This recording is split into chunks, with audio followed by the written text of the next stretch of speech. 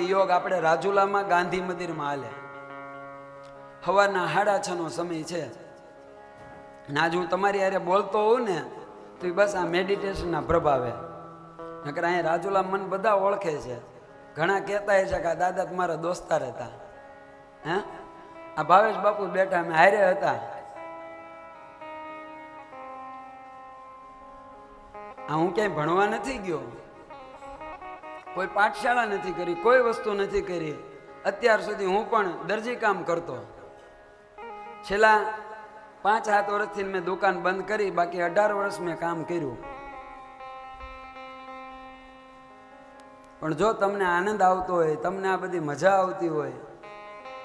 અને તમે જોયું ને એટલા દીમાં મેં ક્યારેય ખોલીને કંઈ જોયું નથી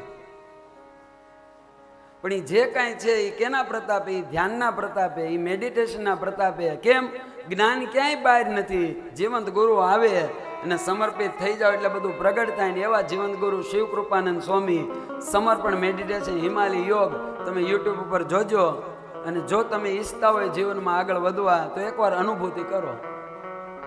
એની શિબિર હોય બધું હોય 9 દિવસમાં પરમાત્માની અનુભૂતિ